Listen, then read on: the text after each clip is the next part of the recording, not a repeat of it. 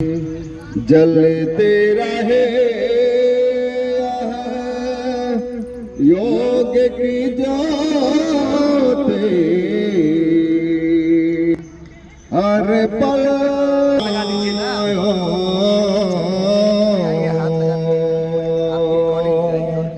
पायो जी मैं तो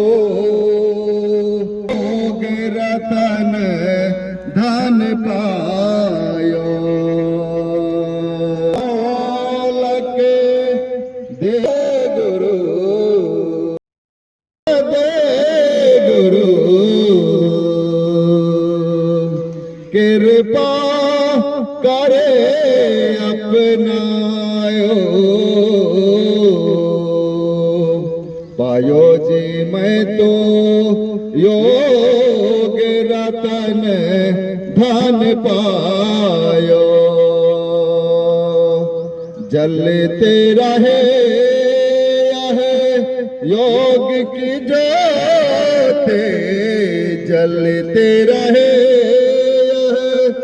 योग की ज्योति हर पल हमें मुस्कायो पायो जी मैं तो योग रतन धन पायो जी मैं तो भाई आप ही मालूम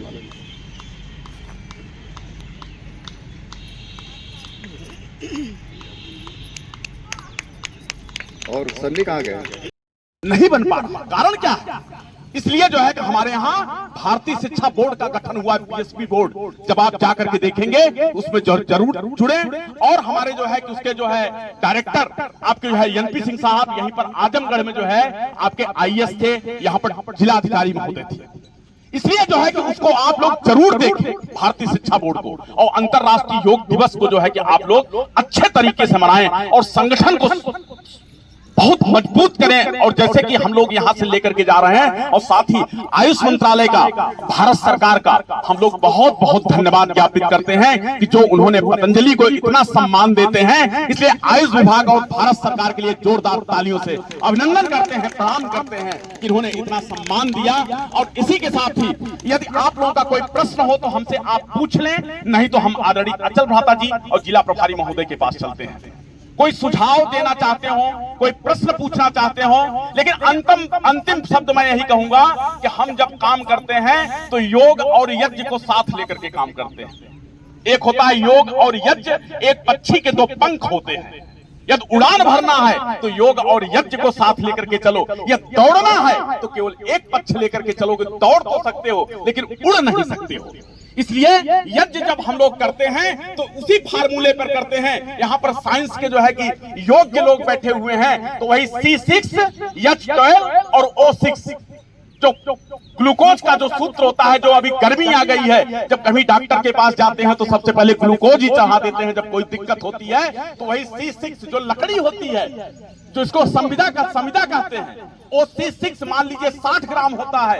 H12 हाइड्रोजन जिसको हम सामग्री कहते हैं, वो उसकी दुगना हो जाती है, 120 ग्राम हो जाता है।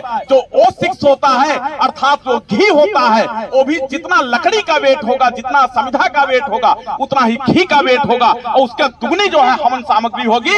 इस हिसाब से हमारे ऋषि मुनि करते थे। इसलिए ब्रह्मांड पूरा शुद्ध होता था, जल शुद्ध होता था, वायु शुद्ध होता था। इसीलिए कभी आप लोग जो बाहर जाते हैं सबसे पहले जलवायु के विषय में पूछते हैं कि वहां की जलवायु कैसी है, उसी हिसाब से आप प्रकाशन लेकर के जाते हैं।